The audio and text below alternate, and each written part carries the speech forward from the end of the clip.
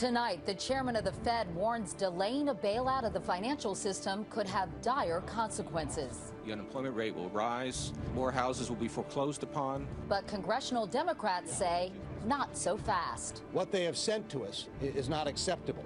I'm Katie Couric. Also tonight, our special Campaign 08 series, Presidential Questions. Describe a situation when you think it's appropriate to lie to the American people. And different traits for different states. From friendly to grouchy, a study says each region really does have its own personality. This is the CBS Evening News with Katie Couric. Good evening, everyone. This is a special broadcast, just one commercial break, which allows us to bring you more news tonight, and there is plenty of it. Beginning with the bailout plan for the financial system. The Bush administration and the chairman of the Fed pushed Congress hard today for quick action, with Ben Bernanke warning the markets are still quite fragile. But Congress pushed back, demanding changes in the plan. And as the two sides tried to settle their differences, the sell-off continued on Wall Street. The Dow gave up 161 points, kicking and screaming, bringing the loss for the week to more than 500 points. For the very latest from Washington, here's Bob Orr. As Wall Street slogged through another shaky day, the Bush administration and Congress inched closer on a massive taxpayer-funded bailout of the U.S. financial industry. It may make you angry. It makes me angry. When you ask about the taxpayers being on the hook, guess what? They're already on the hook. Treasury Secretary Henry Paulson said bad debts are strangling the economy. And Federal Reserve Chief Ben Bernanke warned without quick government intervention, things will get worse. I believe if the credit markets are not functioning, that jobs will be lost, the unemployment rate will rise, more houses will be foreclosed upon. Senators from both parties told the administration's top money men their $700 billion bailout won't fly without significant changes. Democrats want to limit the multi-million-dollar salaries and severance of top executives from any companies which take the government's lifeline. I believe that's strong. Senate Banking Chairman Chris Dodd insisted curbs on compensation must be part of the deal. Just count on that one. We'll figure it out, but it's going to be here. The other sticking point, relief for bankrupt homeowners and those on the brink of foreclosure. What does it do to the homeowner who's losing their home? Critics want specific targeted help for those in need. But Paulson argues many more would benefit once government absorbs the toxic debt from the struggling credit markets. This troubled asset purchase program on its own is the single most effective thing we can do to help homeowners, the American people, and to stimulate our economy. While Paulson and Bernanke pressed for immediate passage of the bailout, Vice President Cheney made a rare trip to Capitol Hill to shore up wavering Republicans, warning them they only have a matter of days. But fiscal conservatives in particular are angry about being rushed to risk taxpayer money to clean up Wall Street's mess. I must tell you, there are those in the public debate who have said that we must act now. The last time I heard that, I was on a used car lot. Away from the theatrics of the hearing, negotiators were told are making some progress on the compensation and foreclosure questions. Now they're looking for overall ways to minimize taxpayer risk in this deal when it goes down. Katie? And Bob, is there anything being negotiated by Democrats and Republicans that is opposed by the Fed chairman or the Treasury Secretary? Anything that for them is a real deal breaker? The administration's in a tight spot, Katie, and knows it has to bend. Already it's accepted oversight. It may have to swallow hard and take compensation cuts. The one thing the administration really doesn't like is giving the government an equity stake in the companies it helps. But even that, I believe, is not off the table. Katie? All right. Bob Orr in Washington. Bob, thank you. Now, what about that $700 billion price tag for this bailout to be paid by you, the taxpayers? Treasury Secretary Paulson said today, quote, "If it works the way it should work, this is not an expenditure, it's an investment." Anthony Mason has more tonight about the bailout and the money game.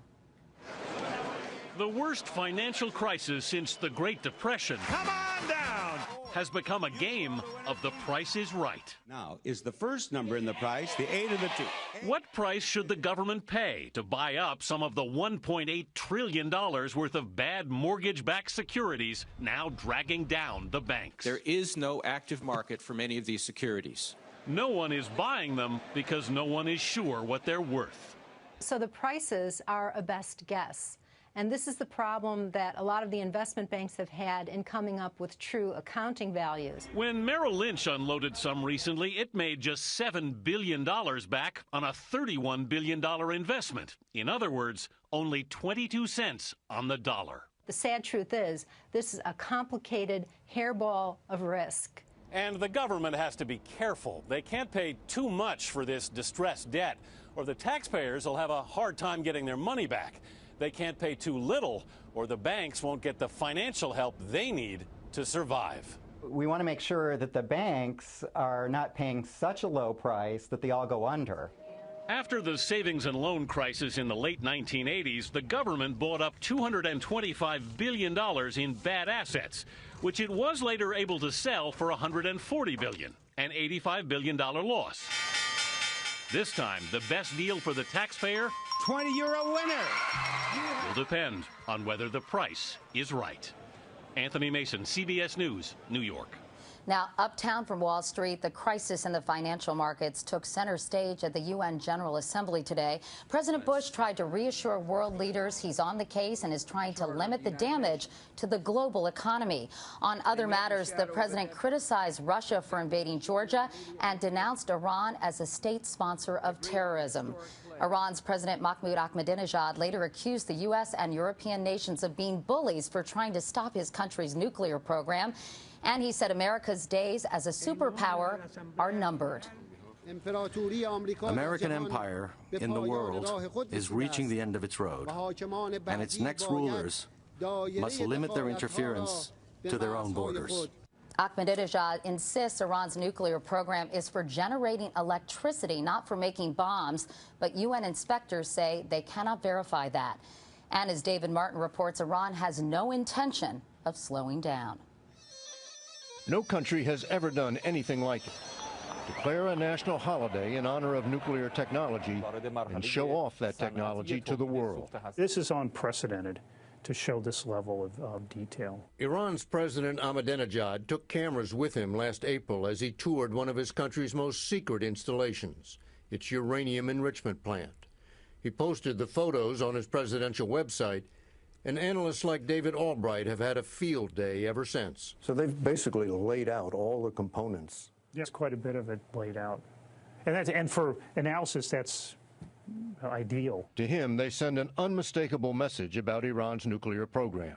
We're moving, we're far along, you can't stop us. The Iranians are showing off their centrifuges, those silver tubes which enrich uranium to a quality that can be used in a nuclear reactor or a nuclear weapon. And they're telling experts like Albright they've scored some technical breakthroughs. And in the back, they're advanced centrifuges. The most surprising thing was the fact that they seem to be very serious about developing these more advanced machines. According to Albright, it would take 1,000 of these advanced centrifuges to enrich enough uranium for a nuclear weapon. But the Iranians won't say how many they have. That's where the pictures leave off and the mystery begins. All the key elements that would tell intelligence analysts just how close Iran is to building a bomb remain hidden from view. It's very easy to hide centrifuges. The ones we know about are inside that building, which can be clearly seen from space. But there are no telltale signs it's an enrichment plant. There's no giveaway here. None. There could be another enrichment plant hiding in plain sight somewhere else in Iran. Or it could be underground. There's a tunnel entrance. Under this mountain is a complex for some purpose. We don't know if Ahmadinejad toured this underground facility right next door to the enrichment plant, but we do know he never posted any pictures of what's inside. David Martin, CBS News, the Pentagon. In Finland, a student apparently fascinated by the internet and guns shot and killed 10 people at a trade school today. The rampage happened 180 miles northwest of Helsinki. Police say the 22-year-old gunman left notes saying he hated people and, as Sheila McVicker reports, a chilling video that he posted online. You will die next. Another massacre, another school under siege, this time on the other side of the world. This morning in a small Finnish town north of Helsinki, a hooded gunman walked into a vocational school and opened fire with an automatic weapon. His first targets were writing an exam. By the time police got into the building, the school was on fire, there were reports of explosives, many students had been wounded, and some were already dead. The gunman, also a student, shot himself in the head. He died in the hospital. Last Friday, 22-year-old Matti Saari posted these videos on YouTube. You will die next. Practicing with what the Finnish government says was his legal and only weapon. Yesterday, the local police, alerted to the videos, called him in for questioning. They could find no reason to detain him or to take his gun. Goodbye. Last night, Saari took these 3 pictures. This morning, he loaded them onto a website, then went to school. It's a chilling echo of another school shooting in Finland last year, right down to the YouTube videos and their fascination with the Columbine massacre. Then the Finnish government threatened to raise the legal age for gun ownership. But in this nation of hunters, where gun crime is rare, no changes were made. Sheila McVicker, CBS News, London. In health news tonight, a disturbing new study about the chances of surviving cardiac arrest. As many as 310,000 Americans go into cardiac arrest every year. And researchers say those patients may live or die depending on where they live. Here's our medical correspondent, Dr. John LaPook. Sudden cardiac arrest is a code red. Without help within the first 10 minutes, most patients die. Now, a study finds you're 5 times more likely to die depending on something you'd expect to hear from your realtor, not your cardiologist. Location, location, location. Your chances of surviving cardiac arrest are dramatically different depending on where you live. Researchers looked at survival rates for cardiac arrest cases called into 911. Seattle, Iowa, and Portland were the best. About 16% of patients survived in Seattle and about 11% in Iowa and Portland. The worst?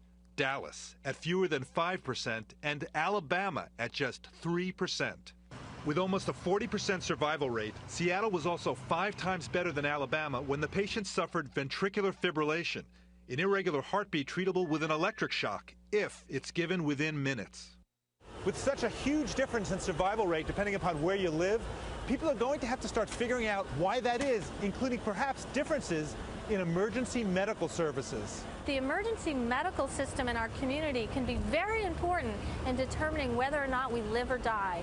One reason behind Seattle's success? An emphasis on CPR and defibrillator training, not only for emergency crews, but for the general public. If the whole country did as well, more than 13,000 lives could be saved every year. Dr. John LaPook, CBS News, New York. Something going on in the Arctic Ocean has scientists very worried. A report out today says huge amounts of methane gas are being released into the atmosphere off the Siberian coast and could speed up global warming. The gas had been trapped deep beneath the sea, but in recent years, ice on the surface has receded, and that has caused small holes to appear, allowing the gas to bubble up to the surface and escape. Meanwhile, 7 western states and 4 Canadian provinces announced today they're pooling efforts to cut greenhouse gas emissions that are linked to climate change. California Governor Arnold Schwarzenegger said it's a message to Washington that the states will move forward on this issue if the federal government won't. So what would the presidential candidates do about climate change? John Blackstone continues our series, Where They Stand.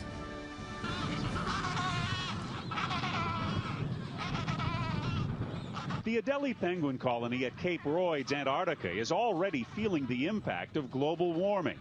And that's where we first met penguin researcher Jean Pennycook earlier this year. She was worried. If the ice goes away, the penguins will no longer be able to survive. So as we see the ice decrease, the penguins will struggle to exist. When she's not in Antarctica observing the penguins, Pennycook teaches about them in Fresno, California. So this was more melting than we'd ever seen before, and it was because it was a warmer year. She shows her photos of penguins flooded out by fast melting glaciers. Ice loss in Antarctica has increased by 75% in the last dozen years due to global warming. How many of you think that to save the penguins, you'd be willing to walk to your friend's house rather than take the car? From penguins to cows. Hi, I'm John Fiscalini from Fiscalini Farms. 100 miles north of Fresno, near Modesto, California, John Fiscalini would like to be part of the global warming solution. But for now, his 3,000 cows are part of the problem. These are the working girls here. Each cow produces plenty of milk. They're basically given 85 to 100 pounds of milk a day. But cows also make methane, a potent greenhouse gas. The United Nations calculates livestock are responsible for 18% of greenhouse gas emissions worldwide, even more than cars. They have just been escaping up into the environment. This week, so Fiscalini has called in Brian Gannon, who builds methane digesters that capture the gas. We're pretty comfortable it's going to work. Absolutely. The methane from 300 tons of manure a day will go through this generator, making enough electricity to run the whole farm, with power left over to sell to the local utility.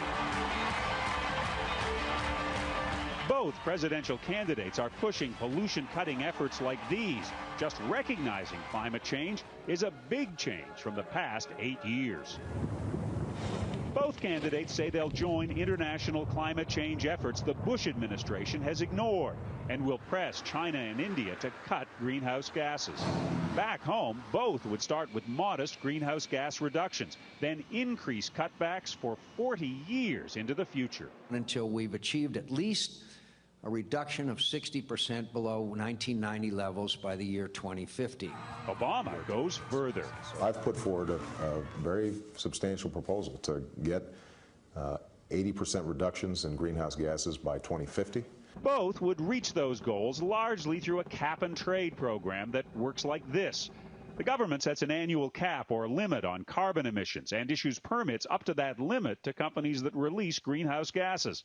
If a company reduces its emissions, it can sell or trade its unused permits to a company that can't meet emission goals. I've proposed a cap-and-trade system to limit our carbon emissions and to invest in alternative sources of energy.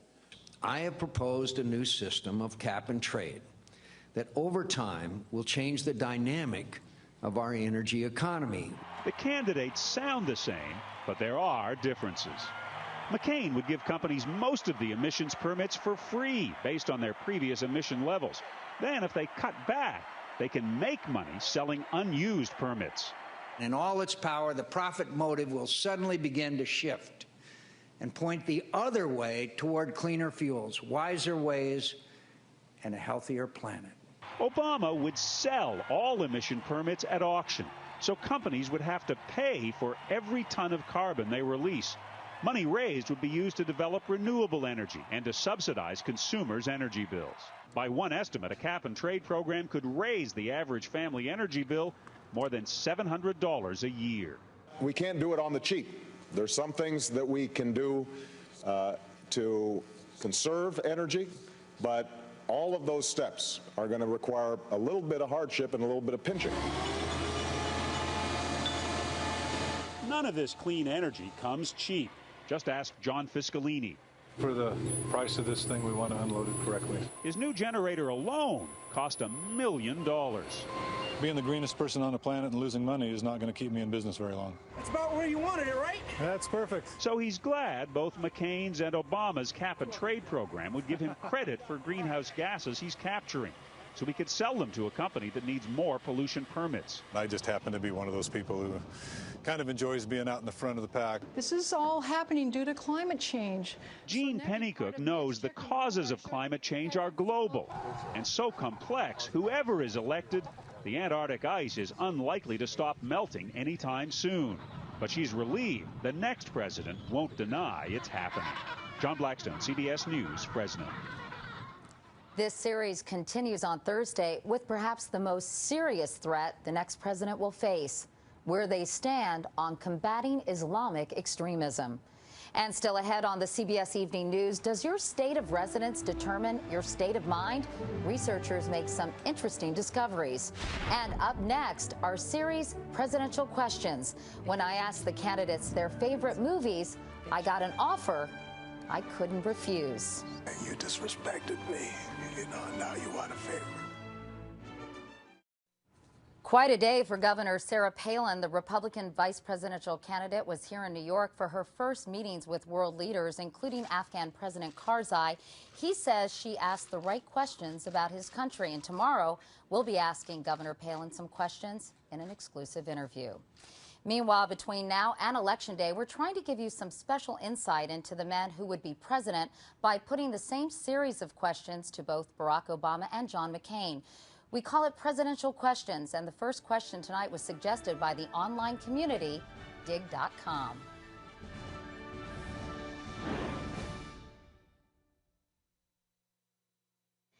Describe a situation when you think it's appropriate to lie to the American people.